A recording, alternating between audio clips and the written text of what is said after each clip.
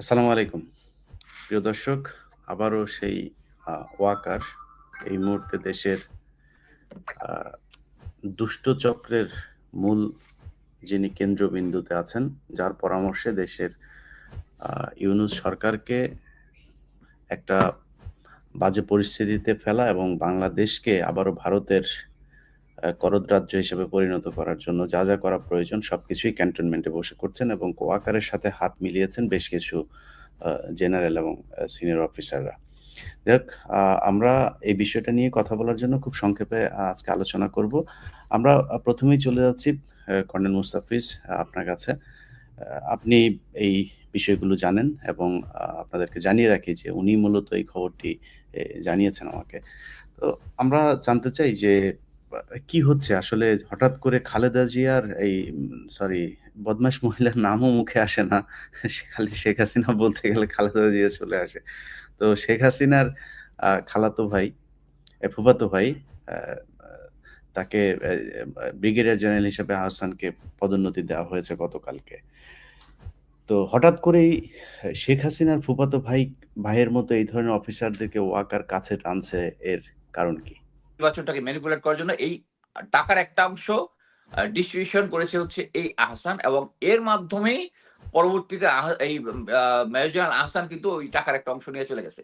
এই লোকের যেরকম টাকা পয়সা নিয়ে সমস্যা আছে তার দ্বারা বিএনপি এবং অন্যান্য রাজনৈতিক দলগুলা গ্রাউন্ডে ছিল তারা নির্যাতিত হয়েছে। শুধু তাই না, এই আমরা যে জানি যে বিচারপতি সিনহাকে যে দেশ থেকে তাড়িয়ে দেওয়া হয় এবং তাকে প্রেশার দেওয়ার জন্য এই আহসানের মাধ্যমে তার নিকটাত্মীয়দেরকে এনে টর্চার করে তাদেরকে ইয়া করা হয়েছে এবং একেই দেওয়া হয়েছে হচ্ছে এখন ব্রিগেডিয়ার জেনারেল প্রমোশন দেওয়া হয়েছে। ১ম এ তারা যখন খুব ভালোভাবে এটা কেমনে হইলো? আমার কাছে যেটা মনে হইছে এটা নিয়ে আমি কিছু খোঁজখবর নিয়ে যেটা জানলাম, ১ম এ ও যেহেতু একটা হাইলাইট এর মধ্যে ছিল, সবাই তাকে চিনে, তাকে দূরে রংপুরে পাঠায় দিছে। সো এখন সিচুয়েশন নরমাল হইছে। এখন তাকে প্রমোশন দিয়ে নিয়ে আসা হইছে। তার এইম একটাই যে তাদেরকে ফিউচারে যদি কোন আ সিচুয়েশন হয়, তাহলে তাদেরকে কাজে লাগানো হবে। আমি আরো কয়েকটা অফিসারের নাম বলি, শুধু এইটা না। একটা হচ্ছে আ মেজর আ মে ব্রিগেডিয়ার জেনারেল মঞ্জুর আছে। আ ডিজিএফআই তে ছিল, জেনারেল সাইফুলের সাথে ছিল। তারপরে জেনারেল আকবরের সাথে ছিল। 46 ব্রিগেডে দায়িত্ব পালন করছে। তাকে প্রমোশন দেওয়া হইছে। দেন আছে হচ্ছে আ একটা আহসানুল কবির একটা নাম শুনেছেন। লেফটেন্যান্ট কর্নেল ছিল। বর্তমানে তাকে ব্রিগেডিয়ার জেনারেল করা হইছে। এই আহসান কবির অ্যাকচুয়ালি ভু মানে মানে ভুল একটা পরিচয় দিয়ে আমার সাথে ইয়া করে আমাকে সবসময় ডিজিএফআই ইনফরমেশন দিত।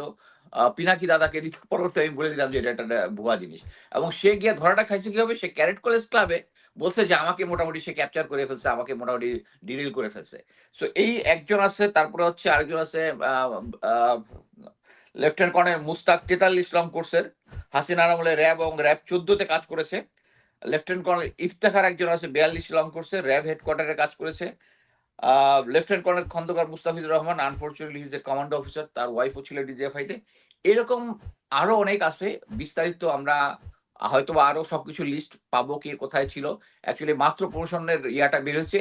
এর মেইন এইম হচ্ছে দেখেন, এইটার পাশাপাশি যদি আপনি দেখেন যে এই গত ১৫-১৬ বছরে যে সমস্ত অফিসাররা নিগৃহীত হয়েছে, তাদের প্যারালালি যারা সিভিল অ্যাডমিনিস্ট্রেশন আছে, পুলিশ আছে। আমার ফ্রেন্ড পুলিশে যে আছে, সে অলরেডি ২ টা প্রমোশন পেয়ে চলে গেছে। আর আমাদের যারা এখানে আছে তাদেরকে এখন পর্যন্ত শুধু আশার বাণী শোনাচ্ছে এবং তাদেরকে নিগৃহীত মানে কি? তাদেরকে চেষ্টা করা হচ্ছে তাদেরকে ডিজিএফআই এর মাধ্যমে ডেকে এনে তাদেরকে একটা ডিল সাইন করানোর চেষ্টা করতেছে। এই ডিলটা করলেই তোমাকে সবকিছু দিয়ে দিব। আপনি দেখেন এখন পর্যন্ত সামান্য কিছু অফিসারকে ফুল রাইট দিয়েছে। আমরা সবাই জানি লেফটেন্যান্ট কর্নেল হাসিন স্যারের মতো লোক, যিনি ডাবল বীর প্রতীক পাওয়া, তাকে কিন্তু এখনো ওই আ চেষ্টা করা হচ্ছে লেফটেন্যান্ট এই ব্রিগেডিয়ার জেনারেল হাসান নাসির স্যারের সাথে একটা কেওয়াস লাগানোর জন্য। এই যে আপনারা কয়েকদিন আগে শুনেছেন লেফটেন্যান্ট ফিরোজ ইফতেখার, তার সম্বন্ধে তার সাথে আমি অ্যাকচুয়ালি সে আ আ আগস্টের আন্দোলনের ফ্রন্ট লাইনে ছিল। তার সাথে আমার রীতিমতো সবসময় যোগাযোগ থাকতো। বাট আমি যখন শুনেছি তাকে ডিজিএফআই ডেকেছে, আমি তাকে সরাসরি প্রশ্ন করেছি, "এই তোমাকে ডিজিএফআই কেন?" কয়, "স্যার উনি তো আমার প্লাটুন কমান্ডার হন বিএমএ তে। আমাকে বা ডেকেছিলেন আমার খোঁজ খবর নেওয়ার জন্য, ভালো খোঁজ খবর নেওয়ার জন্য।" আমি বললাম, "তুমি কোন ডিলে যাও নাই তো?" তখন আমার সন্দেহ হইছে। বাট আর ইফতেখারের একটা ইম্পোর্টেন্ট জিনিস হচ্ছে সে ডিজিএফআই তাকে ডেকে বিভিন্ন সময় বিভিন্ন অফার দিয়েছে হাসান নাসির স্যারের, ব্রিগেডিয়ার হাসান নাসির স্যারের সম্বন্ধে নেগেটিভ কথা বলার জন্য। কিন্তু সে কিন্তু তার আত্মাকে বিক্রি করে নাই। তার ফাইন্যান্সিয়াল সমস্যা ছিল, ইয়া ছিল। একে যখন কোনোভাবেই করতে পারতেছে না, তখনই কিন্তু এই আ এই যে ডাকাতির মামলাটা সাজানো হইছে। আপনি একটা জিনিস খেয়াল করে দেখেন, এটা কিন্তু মেইনলি করেছে হচ্ছে আর্মি সিকিউরিটি ইউনিট। তার মানে হচ্ছে control by um uh brigadier uh নামটা যেন কি? সেলিম আজাদ, ব্রিগেডিয়ার সেলিম আজাদ এবং একজন ডাইরেক্টর ব্রিগেডিয়ার সাজ্জাদ ডিজিএফআই। এই সাজ্জাদ আবার 24 লং করছে সাজ্জাদ। আমার কয়েকদিন আগে একটা লাইভের মধ্যে দেখা গেছে আমার কোর্সমেট 24 আওয়াজে সেও আওয়ামী লীগ, বাট এটার সাথে সে জড়িত না। সে অলরেডি রিটায়ার্ড। এই দুজন মিলে তাকে এই ডাকাতির মামলাটা সাজানো হচ্ছে। টার্গেট হচ্ছে ব্রিগেডিয়ার জেনারেল হাসান নাসির। কি কারণে? কারণ ব্রিগেডিয়ার জেনারেল হাসান নাসির ৫ই আগস্টে ঘটনার পরে মায়ের ডাকের যারা গুম খুনে জড়িত পুরা ফ্যামিলি গুলাকে নিয়ে উনি ডিজিএফআই এর কচুক্ষেতের সামনে গিয়ে আন্দোলন করে কিন্তু এই যারা গুম খুন ছিল তাদেরকে বের করছে। আদারওয়াইজ কিন্তু তারা সবাই বের হইতে পারত কিনা আমার যথেষ্ট সন্দেহ আছে। সো এখন মেইন এম হচ্ছে যারাই এই সরকারের পক্ষে বিপক্ষে কথা বলবে তাদেরকে হেনস্থা করা। আপনি একটা জিনিস দেখেন, আমরা সবাই প্রচার করা হয় যে যখন গণভবনে যায় বা প্রেসিডেন্ট ভবনে যায় জেনারেল ওয়াকার, তিনি নামাজের নেতৃত্ব দেন, ইমামতি করেন, উনি তাহাজ্জুদের নামাজ পড়েন। কিন্তু তার আন্ডারে যে সমস্ত ডিজিএফআই এর লোকজন আছে তারাই এই ব্রিগেডিয়ার জেনারেল হাসান নাসির এবং এর সাথে আপনার কয়েকদিন আগে ব্রিগেডিয়ার তানভীরের মিসেসকে দেখেছেন, যিনি ভারতের এগেইনস্টে কথা বলেছেন 25শে ফেব্রুয়ারির যে ওখানে উনি যখন ছিলেন, ওখানে ভারতে হিন্দি ভাষায় কথা বলতেছে। এটা বলার পরবর্তীতে তার পরিবারের উপরে পুরা খড়গ নেমে আসছে। এবং বর্তমানে হাসান নাসির স্যার এবং আমি এটা নিয়ে কয়েকটা লাইভ এবং পোস্ট করছি। প্রত্যেকটার মধ্যে এই ডিজিএফ এর যে সিগনেচার বট কমেন্ট যারা আছে, এরা এসে এই হাসান নাসির স্যার এবং তানভীর ভাবির ছবি একসাথে করে আ খারাপ কমেন্ট দিচ্ছে। আপনি এখন একটা জিনিস দেখেন যে জেনারেল ওয়াকারকে সেই আ তাহাজ্জুদ পড়া, নামাজ ইমামতি করা এবং ছোটবেলা থেকেই তার কোর্সমেটরা বলতেছে তাকে ৫ ওয়াক্ত নামাজ পড়া, ওই ক্যাটেগরিতে ফেললে হবে না। সে অলরেডি এভিল, অলরেডি ধাপে ১ম থেকেই জেনারেল ওয়াকারের এগেইনস্ট আমরা বলে আসছি। কিন্তু প্রতিটা ধাপে উনি প্রমাণ করেছেন।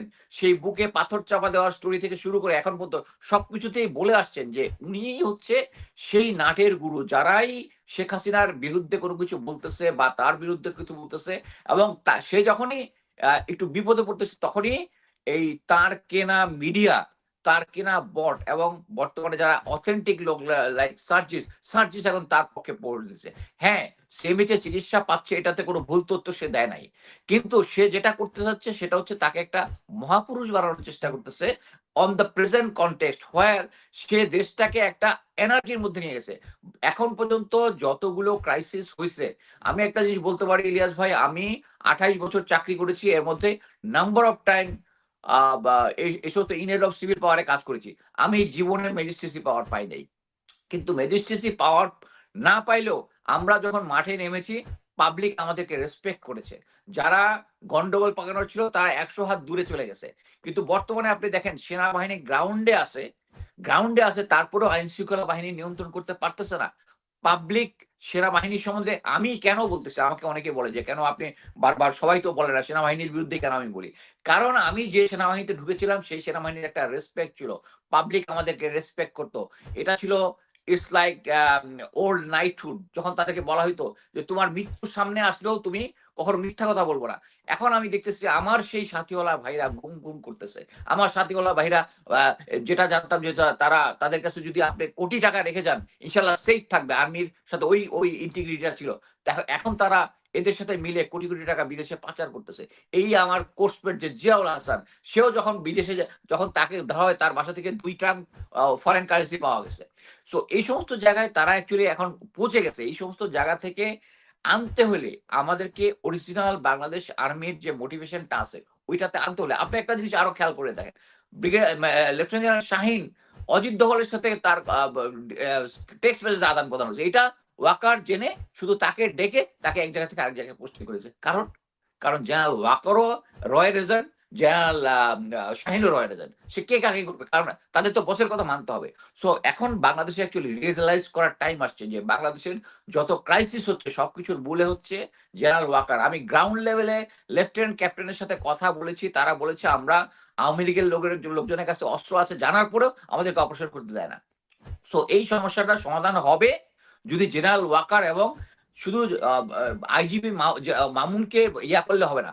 যারা সেদিন অস্ত্র ধরেছিল এবং কারা অস্ত্র ধরেছিল